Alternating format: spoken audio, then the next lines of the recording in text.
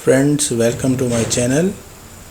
आज की वीडियो में हम माइक्रोसॉफ्ट ऑफिस के बारे में बात करेंगे और माइक्रोसॉफ्ट ऑफिस में आज हम पहले इसके फीचर होम मेन्यू को डिस्कस करेंगे।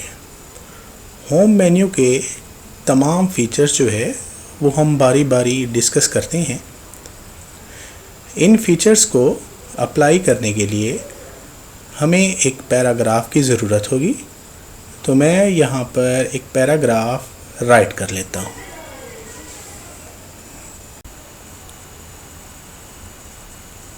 फ्रेंड्स, जैसा कि आप देख सकते हैं कि मैंने यहाँ पर एक पैराग्राफ राइट कर लिया है। अब हम होम मेन्यू के इन फीचर्स को बारी बारी इन पे अप्लाई करते हैं। इन फीचर्स को इस पैराग्राफ पर अप्लाई करने के लिए हमें इस पैराग्राफ को हाईलाइट करना पड़ेगा। तो मैं यहाँ से इस पैराग्राफ को हाईलाइट कर लेता हूँ। अब यहाँ पर अगर हम फ़ॉन्ट के साइज़ को बढ़ाना चाहें या कम करना चाहें, फ़ॉन्ट साइज़ क्या है, ये जो हमने पैराग्राफ यहाँ पर राइट किया है ये फ़ॉन्ट कहलाता है। यहाँ से यहाँ देखें, ये कैपिटल अल्फ़ाबेट ए लिखा हुआ है। जब इसे मैं प्रेस करता हूँ तो मेरे पास फ़ॉन्ट का साइज़ बढ़ना शुरू हो जाता है। और इसी तरह मैं इसके साइज़ को अगर कम करना चाहूँ तो साथ ही यहाँ देखें, ये अल्फ़ाबेट फ़ॉन्ट के साइज़ को डिक्रीज़ करने के लिए होता है, कम करने के लिए होता है। यहाँ से फ़ॉन्ट के साइज़ को मैं कम भी कर सकता हूँ।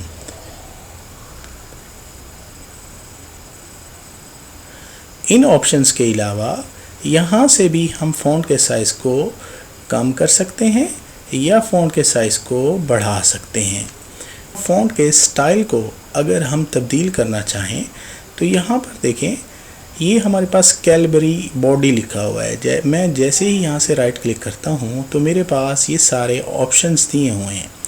यहाँ से देखें, जो भी ऑप्शन यहाँ से मैं सिलेक्ट करूँगा, अगर मैंने यहाँ एरियल को सिलेक्ट किया है तो मेरे पास पैराग्राफ जो है, जो फ़ॉन्ट्स मेरे पास स्टाइल है, वो यहाँ से तब्दील हो जाएगा। अब हमारे पास फीचर्स हैं बोल्ड, इटैलिक और अंडरलाइन। इनको डिस्कस करने के लिए मैं इस पैराग्राफ के ऊपर हेडिंग दे देता हूँ। जैसा कि आप देख सकते हैं, मैंने यहाँ पर हेडिंग दी है ग्रैटिट्यूड। अब ये इन ऑप्शंस को अप्लाई करने के लिए सबसे पहले मैं इसको हाईलाइट करता हूँ।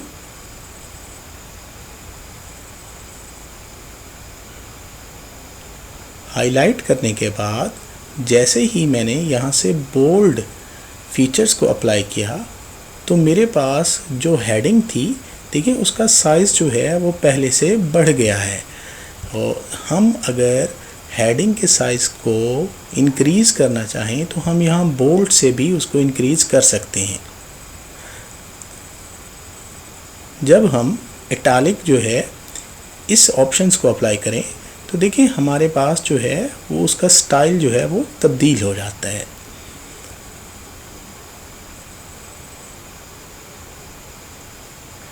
अगर हमने किसी इम्पोर्टेड वर्ड को अंडरलाइन करना है तो उसके लिए यहाँ से अंडरलाइन ऑप्शन जो है इसको हम सेलेक्ट करते हैं। तो ये हमारे पास तीनों ऑप्शन थे, बोल्ड, इटैलिक और अंडरलाइंस के।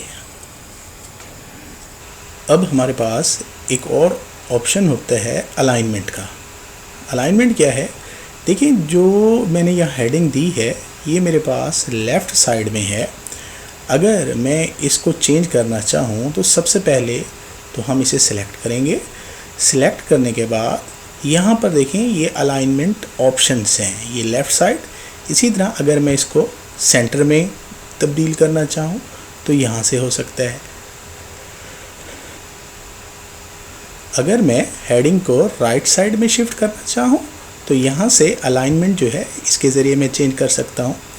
बाय डिफ़ॉल्ट हमारे पास जो अलाइनमेंट होती है वो हमेशा लेफ़्ट साइड से ही होती है। अब इसमें देखिए एक और हमारे पास है जस्टिफाई का ऑप्शन। जस्टिफाई क्या है, देखें इसके लिए ना यहाँ से देखें, ये जो लेफ़्ट साइड में पैराग्राफ है इसमें अलाइनमेंट तो हमारे पास बिल्कुल सेम है।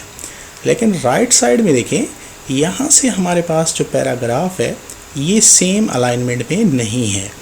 तो अलाइनमेंट जो है जस्टिफाई के लिए सबसे पहले हम पैराग्राफ को हाईलाइट करते हैं। जैसे ही हम जस्टिफाई को अप्लाई करते हैं तो हम देखते हैं हमारे पास जो पैराग्राफ है वो दोनों साइड से सेम सीक्वेंस में कन्वर्ट हो जाता है। अगर हमने फ़ॉन्ट के कलर को तब्दील करना हो तो सबसे पहले तो हम उसको सिलेक्ट करेंगे। तो यहाँ से मैंने पैराग्राफ को सिलेक्ट किया। अब यहाँ पर देखें ये ए लिखा हुआ है फ़ॉन्ट कलर। जैसे ही मैं इसके राइट साइड पे क्लिक करता हूँ तो मेरे पास ये सारे कलर जो है ये यहाँ पर ओपन हो जाते हैं। यहाँ से मैं एक कलर सिलेक्ट कर लेता हूँ। तो देखें हमारे पास जो पैराग्राफ है उसका कलर यहाँ से तब्दील हो गया है। अगर हम पैराग्राफ में बैकग्राउंड कलर को इस्तेमाल करना चाहें तो सबसे पहले हम पैराग्राफ को हाईलाइट करेंगे। उसके बाद यहाँ पर हमारे पास ऑप्शन है शेडिंग।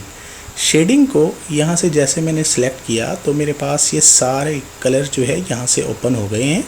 यहाँ से मैं जिस कलर को भी सिलेक्ट करूँगा, ऐसे हमने शेडिंग को अप्लाई किया तो हमारे पास बैकग्राउंड कलर जो है यहाँ से ये अपीयर हो गया। अब हम बात करते हैं बुलेट्स और नंबर्स की। बुलेट्स और नंबर्स कब इस्तेमाल होते हैं? ये हमारे पास आम तौर पर सब हेडिंग्स में इस्तेमाल होते हैं। तो यहाँ पर मैंने कुछ सब हेडिंग्स दी हैं। तो सबसे पहले तो हम इनको हाईलाइट करते हैं। हाईलाइट करने के बाद यहाँ पर देखें हमारे पास बुलेट्स हैं। मैंने यहाँ से बुलेट्स को सिलेक्ट किया तो मेरे पास यहाँ पर बहुत सारे ये बुलेट्स यहाँ पर शो हो रहे हैं। हम इन बुलेट्स को सब हेडिंग्स में इस्तेमाल करते हैं। बुलेट्स के साथ यहाँ पर नंबर्स भी हैं। यहाँ पर मुख्तलिफ नंबर्स के स्टाइल दिए हुए हैं। यहाँ से हम किसी भी स्टाइल को इस पे अप्लाई कर सकते हैं।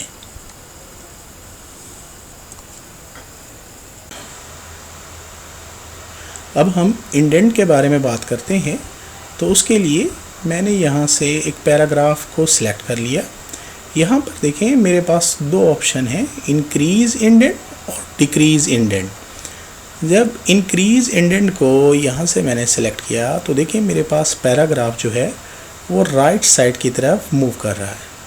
इसी तरह अगर हम डिक्रीज़ इंडेंट को सिलेक्ट करते हैं तब हम देखते हैं पैराग्राफ जो है उसकी अलाइनमेंट हमारे पास लेफ़्ट साइड की तरफ हो जाती है। अब हम बात करते हैं क्लियर ऑल फॉर्मेटिंग के बारे में। उसके लिए हम सबसे पहले पैराग्राफ को सिलेक्ट करते हैं। अब यहाँ पर देखें जो हमने इस पैराग्राफ में चेंजिंग की है, फ़ॉन्ट के साइज़ को चेंज किया है, फ़ॉन्ट्स के कलर्स को चेंज किया है, उन सब को अगर हमने यहाँ से रिमूव करना है तो यहाँ पर हमारे पास ऑप्शन होता है क्लियर ऑल फॉर्मेटिंग। तो जैसे ही मैं यहाँ से इसको सिलेक्ट करता हूँ तो देखिए मेरे पास जो पैराग्राफ शुरू में था तो वैसे ही उसमें ये तब्दील हो गया है।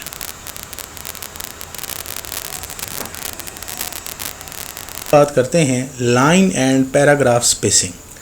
लाइन एंड पैराग्राफ स्पेसिंग क्या है? अगर हम किसी भी पैराग्राफ में स्पेस को बढ़ाना चाहें या कम करना चाहें तो वो हम आसानी से यहाँ से उसको जो है तब्दील कर सकते हैं। जैसा कि आप देख रहे हैं, देखिए यहाँ पर जो है स्पेस हम बढ़ा रहे हैं, इसी तरह कम भी कर सकते हैं या स्पेस को हम ऐड भी कर सकते हैं या इसको टोटली जो है हम यहाँ से रिमूव भी कर सकते हैं। चेंज केस क्या है? उसके लिए सबसे पहले तो हम पैराग्राफ जो है उसको सिलेक्ट करेंगे। सिलेक्ट करने के बाद यहाँ पर देखिए हमारे पास कैपिटल ए और स्मॉल ए लिखा हुआ है।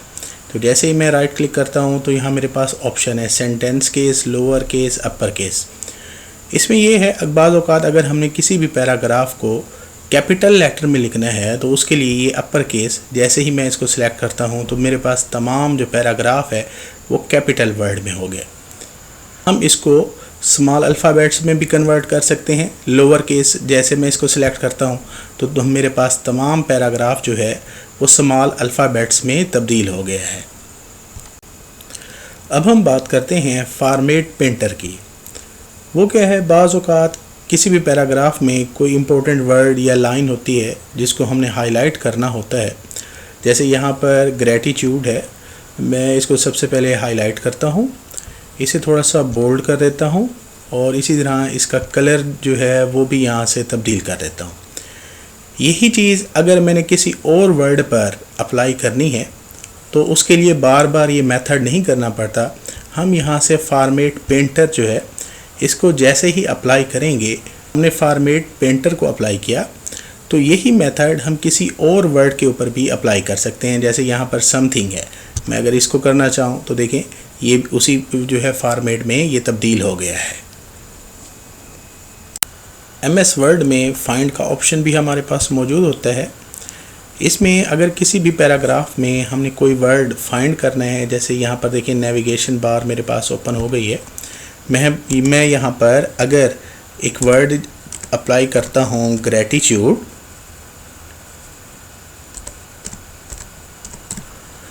तो जैसे मैंने ग्रैटिट्यूड जो है वर्ड यहाँ फाइंड में अप्लाई किया तो मेरे पास पैराग्राफ में जहाँ जहाँ ये वर्ड मेंशन थे वो हाईलाइट हो गए हैं। हम फाइंड ऑप्शन से किसी भी वर्ड जो है उसको इजीली जो है फाइंड कर सकते हैं कंप्लीट पैराग्राफ में। अगर हमने किसी भी वर्ड को पैराग्राफ में रिप्लेस करना हो तो हमारे पास रिप्लेस का भी यहाँ पर ऑप्शन होता है। यहाँ पर जो वर्ड है आपने अगर उसको रिप्लेस करना है, जैसे यहाँ ग्रैटिट्यूड लिखा हुआ है, इसको अगर मैं रिप्लेस करना चाहूँ तो यहाँ पर नया वर्ड जो है वो मैं यहाँ टाइप करूँगा, तो जैसे ही अप्लाई करूँगा ये जो है तमाम पैराग्राफ पर जो है ये वर्ड रिप्लेस हो जाएगा। आखिर में हम बात करते हैं सबस्क्रिप्ट और सुपरस्क्रिप्ट। ये हमारे पास दो ऑप्शंस हैं जो हम ज़्यादातर मैथ के फार्मूलाज में यूज़ करते हैं। जब हमने उनको पावर्स में लिखना है तब ये दो हमारे पास जो ऑप्शंस हैं ये वहाँ पर अप्लाई किए जाते हैं। आज की वीडियो में हमने होम मेन्यू के तमाम ऑप्शंस को डिस्कस किया। नेक्स्ट वीडियो में हम इंसर्ट मेन्यू के तमाम ऑप्शंस को डिस्कस करेंगे।